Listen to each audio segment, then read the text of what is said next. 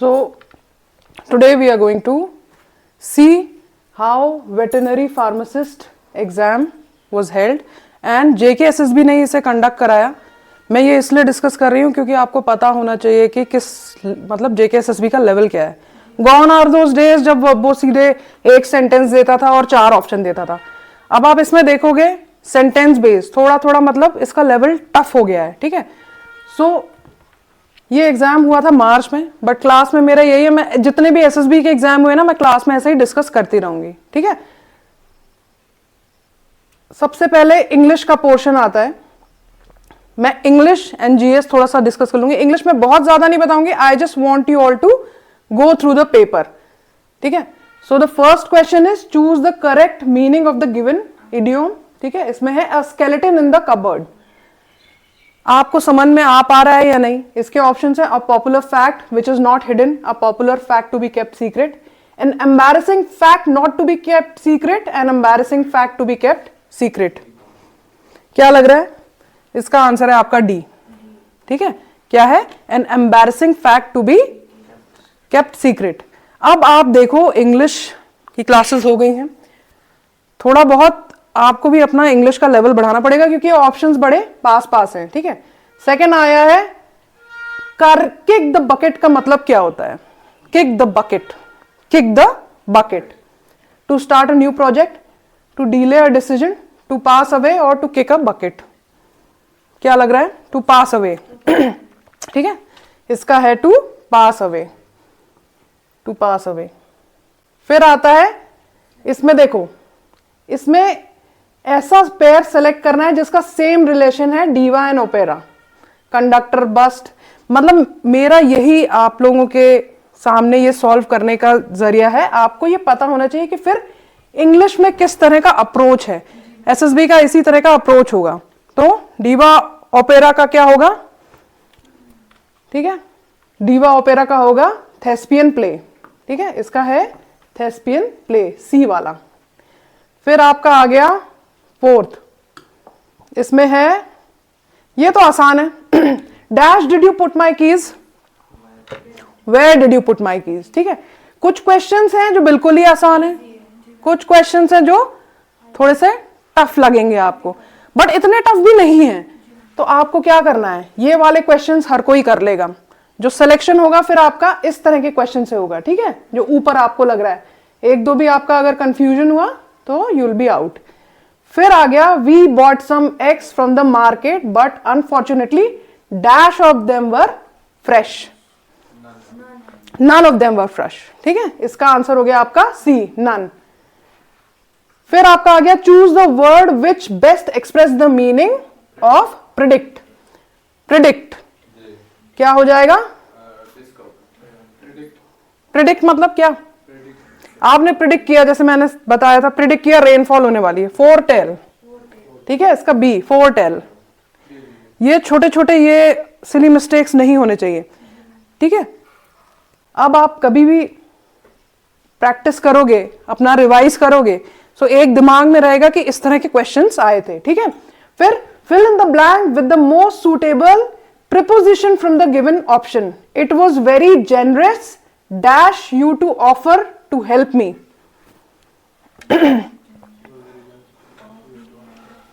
It was very generous of you to offer to help me. Of A. ठीक है. इतना आ रहा है, मतलब ये एक्सपेक्ट कर रहा है कि आपको इस लेवल की इंग्लिश, ये बहुत बेसिक लेवल की इंग्लिश है, ये आनी चाहिए. ठीक है. फिर आ गया find the antonym of the word ample. Ample. Ample का मतलब एम्पल का एंटोनिम मतलब एम्पल का ऑपोजिट क्या होगा? एम्पल मतलब इनफ. ठीक है. इसका होगा बी, मेगर. कुछ कुछ ऐसे वर्ड्स हैं, उसका मीनिंग पता होना चाहिए, उसका ऑपोजिट मीनिंग आपको निकालना आना चाहिए. फिर आ गया I go to Srinagar by dash Vande Bharat Express. By the Vande Bharat. D. ठीक है. Identify the type of clause, I know that she is coming to the party. अब देखो क्लॉज, इस तरह के क्वेश्चंस आ सकते हैं। एनटी का तो लेवल और हाई होगा, ये मैं वेटनरी वाला मैं आपको बता रही हूं, बट जे के एसएसबी का मैं बता रही हूं ऑन अ होल किस लेवल का है। ठीक है, इसमें है ये आपका है नाउन क्लॉज। ठीक है, फिर है ये कुछ ऐसे पंक्चुएशन मार्क्स भी आपके होंगे, which punctuation mark is use to show possession. ठीक है, ये आपने क्लास में भी किया होगा, इसका है बेसिकली बी एपोस्ट्रॉफी। ठीक है, और फिर देखो कुछ इस तरह के भी आएंगे, होमोनिम्स क्या होते हैं, व्हाट आर होमोनिम्स। ठीक है, words that sound the same but have different meanings, words that have multiple meanings. फिर आ गया words that are spelled the same but have different meanings. और फिर आ गया एएनसी, तो इसका है एएनसी। ये तो थोड़ा आसान है। ठीक है, इसमें क्या है, इडियोम्स है और इनके मीनिंग है। तो आप ही लोग बताओ, ब्रेक द आइस का मतलब क्या होता है? To break the ice, what does that mean? In a difficult situation होगा, गो टू बेड होगा, start a conversation, feeling unwell, या very rarely start a conversation. Very good, start a conversation to break the ice. तो मतलब 1 का हो गया आपका 3। ठीक है, आप क्या देखोगे, सीधा आंसर निकल गया 1 का 3। हाँ, 1 का 3 एक ही है, तो ये आंसर आपका निकल गया। ठीक है, अब एक ही चीज पता है तो आंसर निकल गया। फिर भी हम देखते हैं, हिट द सैक। ठीक है, 2 का 2 ही है, हिट द सैक मतलब गो टू बेड। फिर अंडर द वेदर 3 का 4 है, मतलब फीलिंग अनवेल। ठीक है, once in a blue moon, once in a blue moon ऐसा होता है, you know, very rarely, once in a blue moon. फिर आ गया in hot water, in a difficult situation. आपको इंग्लिश इस हिसाब से पढ़नी है क्योंकि इस तरह के क्वेश्चंस पूछ लिए जाएंगे। ठीक है, अब ये correct antonyms in column B, opposite. ठीक है, तो ये बड़ा आसान है, ये भी, ये वर्ड दिया हुआ है, इसके ऑपोजिट क्या है ये हमें मैच द फॉलोइंग करना है। तो क्या होगा बताओ? जेनरस, फिर सपोज चलो जेनरस नहीं पता, ब्यूटीफुल का क्या होगा? ब्यूटीफुल का होगा अगली। ठीक है, 2 का हो गया 1, 2 का हो गया 1, निकल आया इसका मतलब 1 का जेनरस मतलब स्टिंजी हो गया। ठीक है, एकदम से इस पे कंक्लूजन में नहीं पहुंचना है। सपोज जेनरस आपको समझ में नहीं आ रहा है, फिर आप देखोगे ब्यूटीफुल, ब्यूटीफुल का अगली हो गया, स्ट्रॉन्ग का क्या हो गया? वीक हो गया, विक्ट्री का हो गया डिफीट, एंशिएंट का हो गया मॉडर्न। तो इस हिसाब से आपको करना है। ठीक है, फिर क्या हुआ? The thief will have run away before the police dash, बताओ। Police will have run away before the police comes। हाँ, came, had come, comes। पता है मुझे भी ना, आज तक मुझे कोई बोल देगा ना टेंसेस पढ़ा दो तो मुझे इतना क्लियरली नहीं होगा, बट पढ़ते पढ़ते क्या है, मैं बहुत नॉवेल्स भी पढ़ती थी कि मुझे समझ में आ जाता है क्या सही मतलब साउंड हो रहा है, क्या गलत साउंड हो रहा है। You have to bear for some more time please. अब यहां से 16 से आ गया आपका ज्योग्राफी। ज्योग्राफी, ज्योग्राफी में क्या है? शिफ्टिंग कल्टीवेशन के बारे में पूछा है। ठीक है, रिगार्डिंग शिफ्टिंग कल्टीवेशन, ये मेरा एरिया आ गया। सो शिफ्टिंग कल्टीवेशन में आप लोगों को क्या है, एक तो स्लैश एंड बर्न भी कहते हैं, अगर आप लोगों को पता होगा, और ये कहां ज्यादा कॉमन थी? नॉर्थ ईस्ट रीजन में। तो पहला है, it is also known as slash and burn agriculture. मैंने क्या बताया था, जहां पे क्या होता है, पेड़ होते थे, वहां पे क्या कुछ ट्राइब्स क्या करती थी, इनको जला देती थी, और ये एरिया क्या बना लेती थी? एग्रीकल्चर वाला एरिया बना लेती थी। ठीक है, एग्रीकल्चर एरिया। तो स्लैश एंड बर्न इसको कहते हैं, पेड़ों को जला देते हैं, फिर क्या होता है? एग्रीकल्चर लैंड बना लेते हैं। तो ये बिल्कुल सही है। इंडिया में ये कहां मेनली प्रैक्टिस होता है आपका? नॉर्थ ईस्टर्न रीजन में। ये भी बिल्कुल सही है। In north eastern it is known as jhum cultivation, ये भी सही है। अब देखो इसमें तुम एलिमिनेट कैसे करोगे। This type of agriculture is not done anywhere else in the world accept India. ऐसा क्या हो सकता है? है ना, एक्सट्रीम आया तो तुम क्या करोगे, 4 को एलिमिनेट करोगे। जो ही 4 को एलिमिनेट करोगे, 4 4, तो अपने आप आंसर आ जाएगा 1 2 एंड 3। आपको ऐसा अप्रोच, सपोज तुम्हें नहीं पता है लेकिन ये वाला आपको पता है कि यार ऐसा नहीं हो सकता। हमें नहीं पता है ना वर्ल्ड में कहां हो रहा है कहां नहीं, कहीं छोटी सी जगह हो रहा होगा। ये तो एक्सट्रीमिस्ट ने सेंटेंस दे दिया, ये हो जाएगा आपका एलिमिनेट। ठीक है, फिर आ जाओ, ये मैंने बहुत बार क्लास में कराया है और मैं चाहती हूं कि तुम लोग इसकी लेंथ भी बताओ। Name the river known as Dakshin Ganga. Very good, Godavari याद आ रहा है कुछ? हाँ ठीक है, और गोदावरी क्या है? दक्षिण गंगा तो है, और क्या बताया था मैंने? It is the longest peninsular river. जल्दी जल्दी लेंथ भी बता दो। 1465 किलोमीटर। ठीक है, गोदावरी है आपकी, ये देखो, और ये याद रखना, ये मैंने बहुत ज्यादा एसएसबी के एग्जाम में रिपीटेड देखा है। ठीक है, दिस इज कॉल्ड दक्षिण गंगा, और ये क्या है? Longest peninsular river.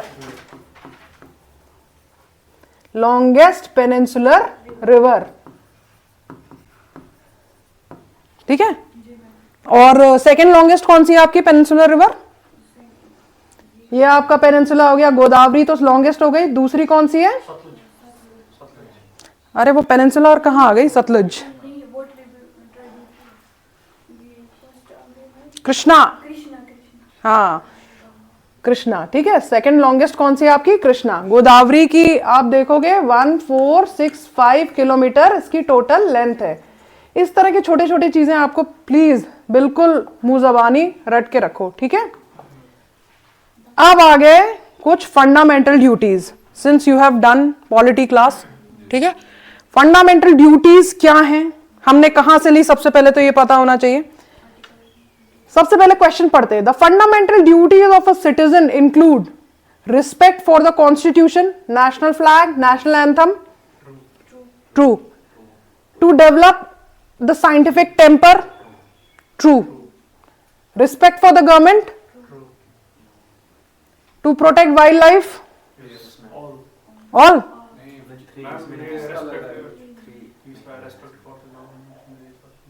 हाँ, रिस्पेक्ट फॉर द गवर्नमेंट नहीं है। ठीक है, जरूरी नहीं है कि अभी बीजेपी है या कांग्रेस है या उमर अब्दुल्ला की सरकार है तो। हाँ 1 2 4। 1 2 4। ठीक है, वेरी गुड। अब देखो मैं कुछ कुछ चीजें लिखवा देती हूं। आप लोगों ने पॉलिटी में पढ़ा होगा, हमने फंडामेंटल ड्यूटीज कहां से ली हैं? फंडामेंटल ड्यूटीज हमने कहां, कौन सी कंट्री से लिए? Russia, USSR.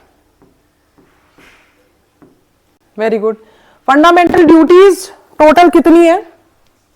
There are total 11 fundamental duties. 11 fundamental duties.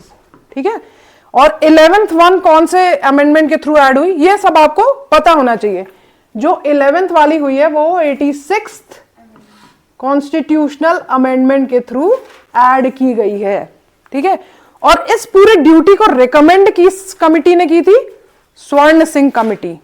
ठीक है, स्वर्ण सिंह कमिटी। स्वर्ण सिंह कमिटी।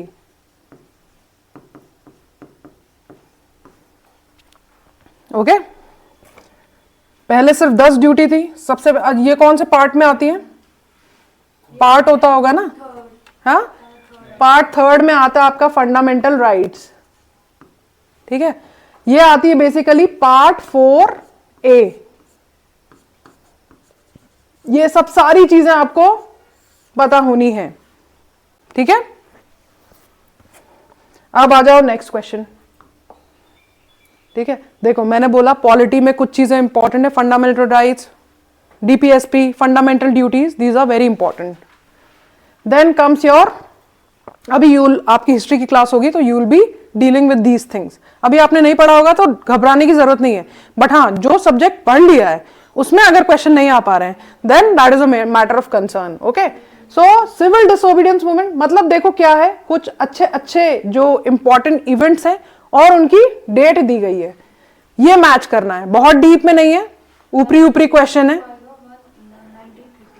सो सिविल डिसोबीडियंस मूवमेंट कब हुआ था आपका? वेरी गुड, हुआ था आपका 1930 में, ठीक है। जलियांवाला बाग मसैकर कब हुआ था? हाँ 1919 में। फिर आया क्विट इंडिया मूवमेंट, भारत छोड़ो, डू और डाई, 1942। साइमन कमीशन कब आया था? 1928। अब सिर्फ यही नहीं करना है, आपको थोड़ा सा देखना भी है, इसका थोड़ा सा हमें बैकग्राउंड पता होना चाहिए, ठीक है। जैसे सिविल डिसोबीडियंस मूवमेंट हुआ था, जिसको क्या बोलते हैं, डांडी मार्च भी बोलते हैं, ठीक है। Sir will be taking this, इसको सॉल्ट सत्याग्रह भी बोलते हैं। ब्रिटिशर्स ने क्या लगाया था? सॉल्ट तो एक बहुत जनरल सी चीज होती है ना, उस पर टैक्स लगा दिया था, ठीक है। ये तो बहुत बेसिक नेसेसिटी है, उस पर टैक्स लगा दिया था, तो उसके अगेंस्ट प्रोटेस्ट हुए थे, ठीक है। तो ये हो गया आपका, इसका आंसर हो जाएगा आपका बी, ठीक है। अब यही चीजें हैं, इनको थोड़ा सा आपको डिटेल में पढ़ना है। जलियांवाला बाग क्यों हुआ, क्विट इंडिया क्यों हुआ, साइमन कमीशन क्यों हुआ। साइमन कमीशन में बोलते हैं कमीशन तो बना दिया बट एक भी इंडियन नहीं था, ठीक है। सो आप जब पढ़ेंगे तो आपको फिर ये दिमाग में रहेगा। मेरा पूरा ये JKSSB का क्वेश्चन कराने के पर्पस ही ये है, सो दैट आपको पता चले। क्लास होगी तो you will have an idea, यार मुझे इस तरह से पढ़ना है, ठीक है। फिर आ गया एक क्वेश्चन, इंडस वैली सिविलाइजेशन, ठीक है। It was predominantly a secular civilization and the religious elements though present did not dominate the scene, ठीक है। और during this period cotton was used for manufacturing textile in India. इसका है दोनों सही, ठीक है, 1 और 2। फिर आ गया, which of the following countries is not a founding member of SAARC.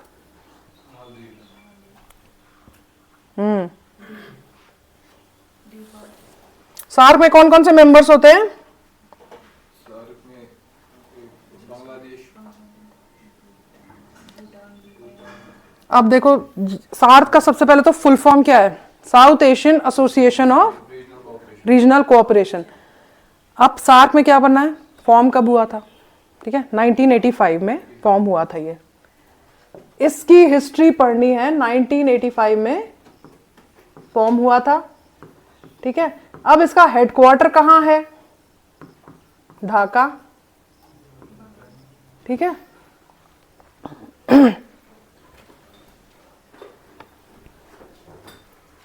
Headquarter Dhaka में फॉर्म हुआ था, लेकिन फिर इसको कहां शिफ्ट कर दिया गया? काठमांडू। हाँ, काठमांडू किसकी कैपिटल है? नेपाल की। सो इसका हेडक्वार्टर कहां है?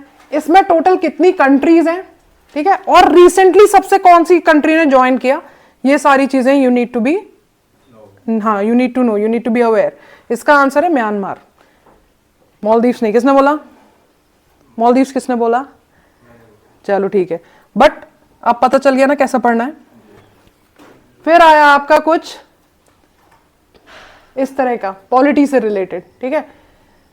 पॉलिटी या थोड़ा करंट बेस्ड भी। मैच इस लिस्ट 1 से लिस्ट 2 को आपको मैच करना है।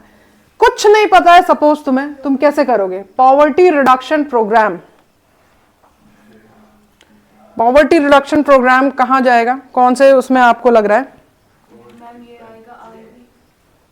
चलो सपोज ठीक है, ह्यूमन डेवलपमेंट स्कीम।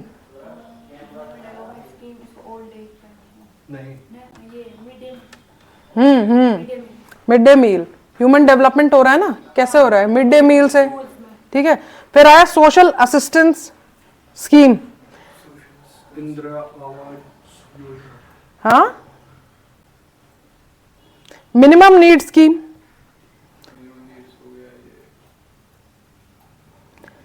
इसको आएगा इंदिरा आवास। हाँ मिनिमम नीड स्कीम आ गया, इंदिरा आवास। देखो पॉवर्टी रिडक्शन, मनरेगा का नाम सुना है?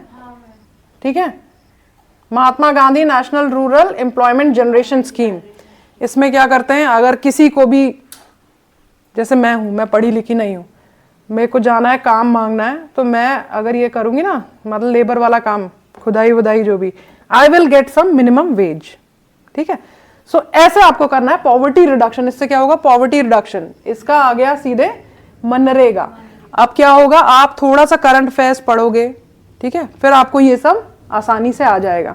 इसका आंसर है आपका 1 का 4, हाँ 2 का 1, ए है इसका, ठीक है, 2 का मतलब ह्यूमन डेवलपमेंट स्कीम, इसका आ गया मिड डे मील। 3 का 3 है सोशल असिस्टेंस स्कीम, इसका हो गया national old age pension. And minimum need scheme आपका हो गया 4 का 2। अब है in which field is the Kalinga award given. Kalinga award किस फील्ड में मिलता है? साइंस।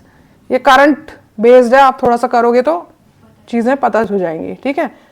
फिर जरूरी नहीं, अब देखो ऐसा भी हो जाएगा, अवार्ड कौन से फील्ड में मिलता है तुम्हें देखना है, ठीक है। Who has been appointed as the new chairman of Life Insurance Corporation of India, मतलब कौन नया चेयरमैन अपॉइंट हुआ, इस तरह की भी चीजें आपको इनकॉर्पोरेट करनी है, ठीक है। इसका है सिद्धार्थ मोहंती। फिर आ जाओ, फिर आया पॉलिटी का, प्रियम्बल से क्वेश्चन आ गया, ठीक है। So, which of the following statements regarding the preamble of the Indian Constitution is correct? Preamble. Preamble is considered part of the Constitution, but it is not legally enforceable. गलत है? Second वाला में true है, socialist and secular का add किया गया है 1978 में।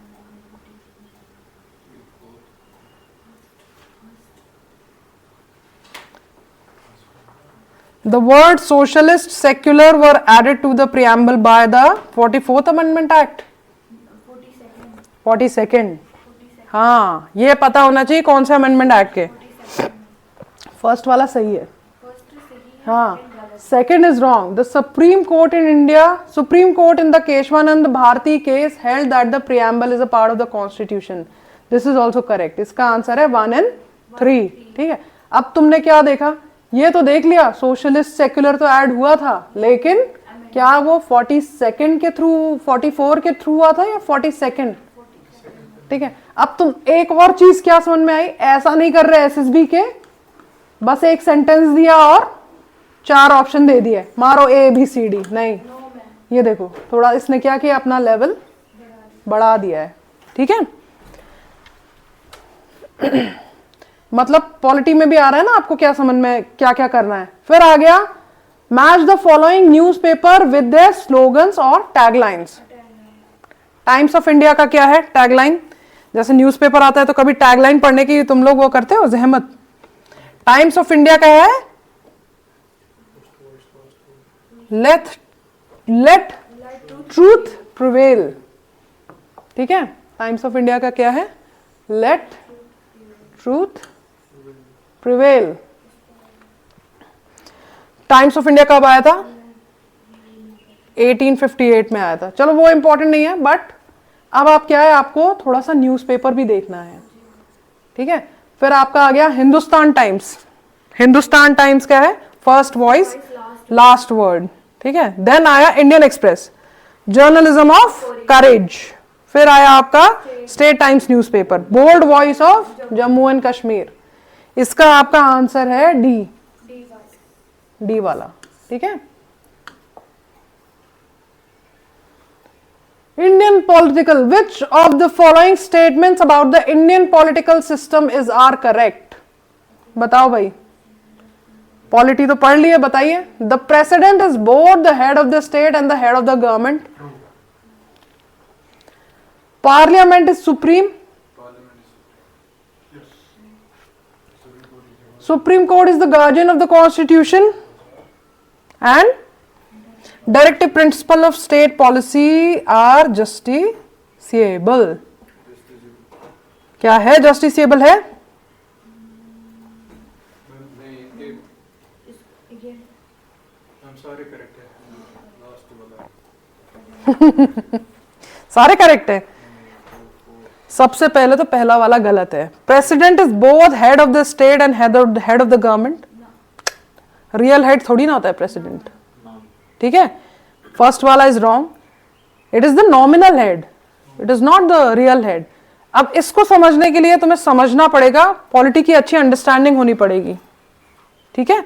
दूसरा है parliament is supreme. Parliament supreme है या कॉन्स्टिट्यूशन सुप्रीम है? Constitution is supreme. Parliament is not supreme. Supreme Court is the guardian of the Constitution. बिल्कुल सही है. Under Article 32.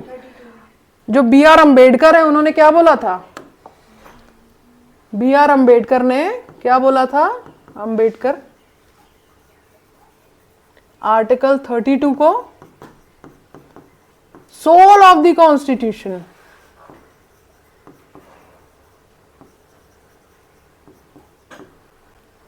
ठीक है. फिर आया directive principle of state policy are justifiable. नहीं, इसका आंसर है ओनली 3.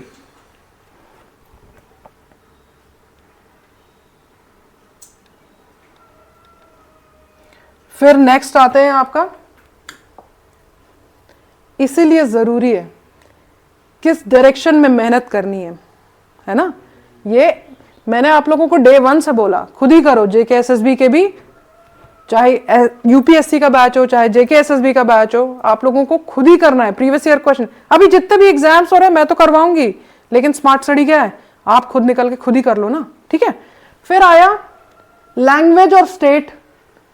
एक भी अगर पता चल गया तो बताओ. डोगरी जम्मू कश्मीर पता है? 2 का 1, 2 का 2, 2 का 1. इसका आंसर 2 का 1 नहीं आया, 2 में ऑप्शन आ गए. ठीक है. कौन सा आ गया? एक तो बी भी आ गया, एक डी आ गया. अब बताओ डोगरी जम्मू कश्मीर. ठीक है. और क्या समझ में आ रहा है? मैंने क्या बताया था? गारो खासी जयंती है, कहां पे है? मेघालय. 3 का 2, तो 3 का 2, 3 का 2, 3 का 3. आंसर आ गया आपका बी. 2 ऑप्शन भी पता होंगे. हमने किया था ना, क्या किया था? मेघालय का किया था ना. गारो खासी जयंतिया, ये क्या है? हिल्स भी है, लैंग्वेज भी है और ट्राइब भी है. ठीक है. तो इस तरह से आपको अपना, क्योंकि ये सिर्फ लैंग्वेज का क्वेश्चन नहीं है, ये कोरिलेट हो जाएगा. ठीक है. वहां ऐसे ही सोचना है एग्जाम में, दिमाग खोल के कहां से क्या आंसर निकल सकता है. फिर है which of the following statement is are not correct about attorney general of India.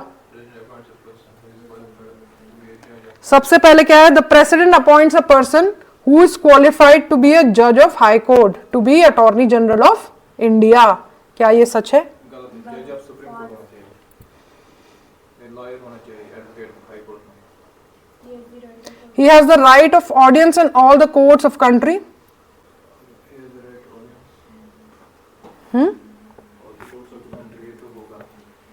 ये कहाँ होगा? He has the right to take part in the proceedings of the Lok Sabha and Rajya Sabha. ये भी सही है. और he has a fixed tenure.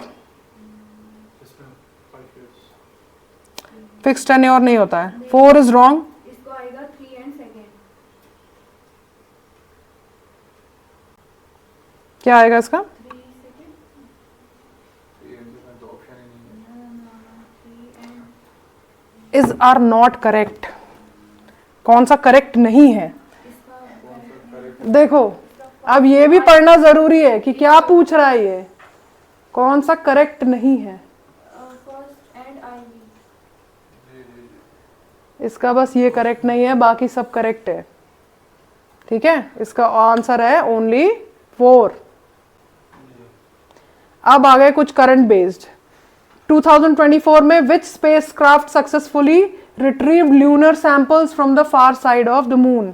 कौन सा है? बिल्कुल करंट बेस्ड है आपका. इसका ऑप्शन आ गया बी. ठीक है. अब देखो कुछ कश्मीर के भी इंपॉर्टेंट क्वेश्चंस पूछे थे इस वाले एग्जाम में एसएसबी के. In which year did the right to information RTI act comes into force in Jammu and Kashmir? 2019. कब आया था? 19 में आया था. जरा सर्च करो इसको, ये बिल्कुल पता होना पड़ेगा. करो सर्च अपने हिसाब से और मुझे बताना. करो, अभी करो. बाकी आया Jammu and Kashmir was granted special status under Article 370 of the Indian Constitution. Article 370 allowed J&K to have its own constitution and autonomy. A is true, R is false. इसका है both A and R are true and R is the correct explanation of A. RTI देखा कब आया है? 2009. 20 March 2009. ठीक है. Jammu and Kashmir में कब आया है? 2019 नहीं, 2009. तुमने तो 10 साल ही आगे कर दिया. 9 बोला नहीं. अब एक और बड़ा वैसा, who probably invented the Dogri script? किसने इन्वेंट की? इसका आंसर है आपका शक्ति करण. फिर आ जाओ, कंसिडर फॉलोइंग स्टेटमेंट. देखो जेएन के बेस में भी इस तरह के क्वेश्चंस आ रहे हैं. ठीक है, क्या क्वेश्चंस आ रहे हैं? आरटीआई कब आया? कुछ कुछ चीजें आपको बिल्कुल पता होनी चाहिए. ठीक है, फिर आए देखो, Kashmir valley influences climate of northern Jammu. False है कि ट्रू है? कश्मीर वैली तो करती है ना नॉर्दर्न जम्मू का इन्फ्लुएंस. फिर है southern plains of Jammu experience है टेम्परेट क्लाइमेट.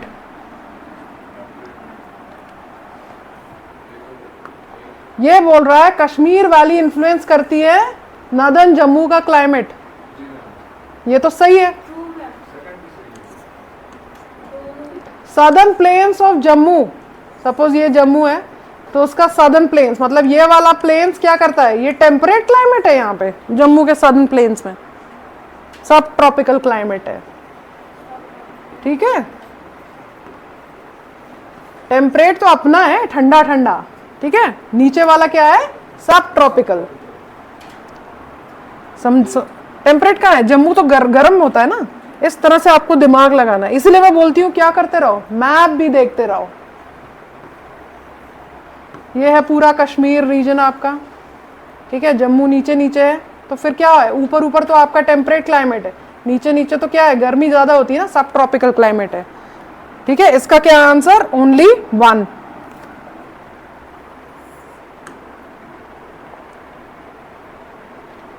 ये आ गया.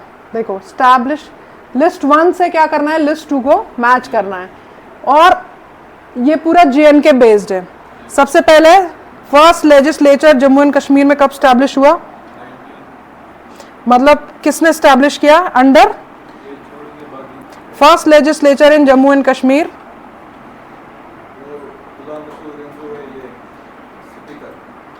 हाँ, अब आपको ये भी पता होना चाहिए कि पहला स्पीकर कौन था जेएनके में. Very good, Ghulam Rasool Renzo. ठीक है, तो क्या हो गया? फर्स्ट स्पीकर आपको पता है 1, तो 2 का 1. यहाँ पे भी फिर 2 आ गए.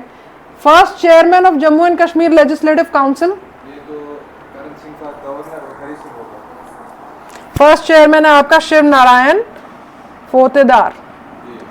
तो मतलब पहला स्पीकर कौन है? चेयरमैन, ये कौन है? चेयरमैन ऑफ लेजिस्लेटिव काउंसिल कौन है? इस तरह के फैक्चुअल इंफॉर्मेशन आपको यू नीड टू रिमेंबर.